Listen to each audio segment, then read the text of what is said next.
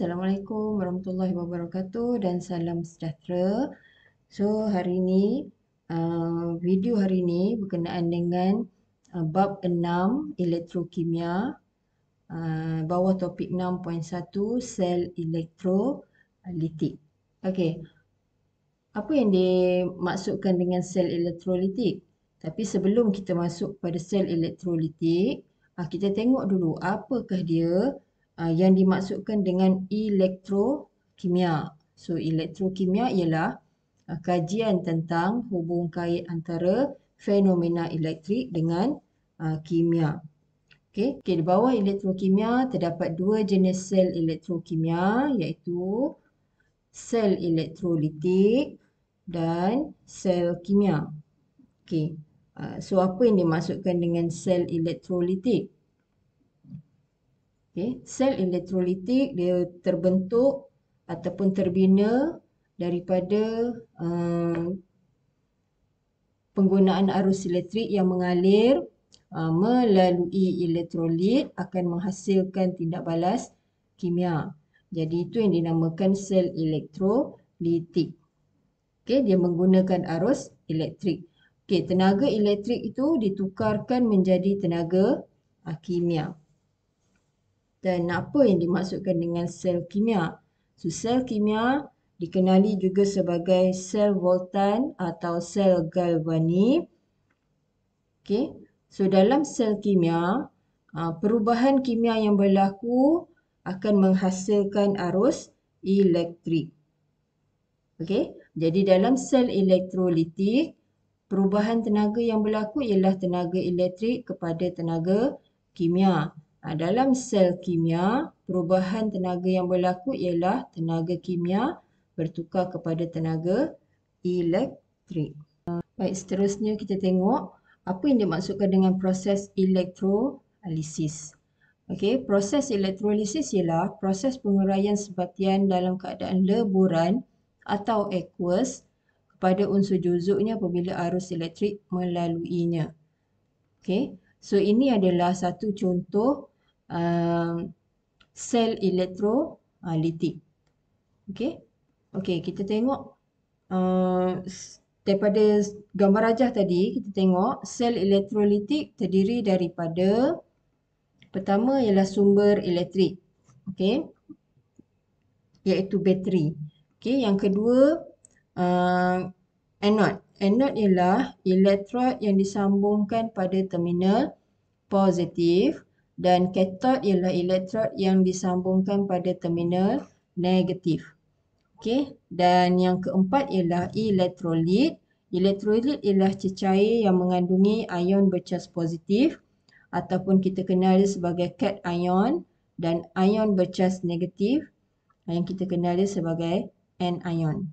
Okey, so ini tadilah sel elektrolitik. Ada sumber tenaga dia iaitu bateri. Okey, kemudian ada anode. Anode ialah terminal positif. Kemudian ada katod. Katod ialah terminal negatif. Kemudian ada elektrolit. Okey, elektrolit ni cecair. Cecair larutan yang mengandungi anion dan juga cation. Okey, so ini penerangan dia secara ringkas. Okey, seterusnya kita tengok contoh elektrolit dan bukan elektrolit. Okey, elektrolit ialah sebatian ion terdiri pada ion positif dan ion negatif. So contohnya seperti leburan natrium klorida yang terdiri daripada ion natrium dan ion klorida. So di bawah ni adalah contoh elektrolit dan bukan elektrolit. Okey, contoh elektrolit adalah seperti leburan plumbum 2 bromida, leburan natrium klorida, larutan natrium hidroksida, larutan kuprum 2 sulfat. Okey, contoh bukan elektrolit seperti naftalina, asetamida, larutan glukosa dan juga etanol. Okey, seterusnya kita tengok proses elektrolisis tu. Okey, so apa yang berlaku semasa elektrolisis? Okey, cation akan bergerak ke katod iaitu elektrod negatif. anion akan bergerak ke anode iaitu elektrod positif. Okey. Elektrolit tidak dapat mengalirkan elektrik dalam keadaan pepejal kerana tiada ion yang bergerak untuk mengalirkan elektrik. Okey. Sebab tu elektrolit hanya dalam keadaan leburan ataupun aqueous. Okey. Sebab dua keadaan ni ada ion-ion yang bergerak. Okey, kita tengok contoh elektrolisis leburan plumbum 2 bromida. So ini adalah susunan radas bagi proses elektrolisis leburan plumbum bromida. So kat dalam ni adalah plumbum bromida yang telah dileburkan, kemudian dipasangkan anod dan juga katod pada sumber tenaga lah iaitu bateri. Okey. So ion apa yang hadir dalam leburan plumbum 2 bromida ni ialah ion plumbum 2 dan juga ion bromida.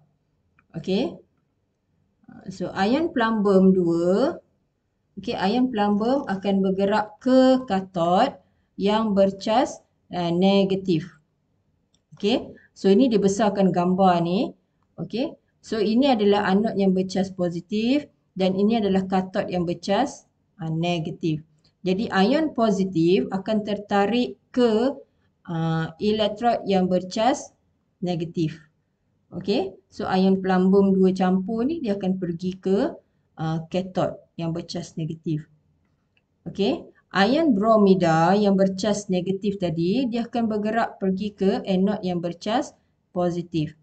Okey. Yang berlawanan cas akan tertarik antara satu sama lain.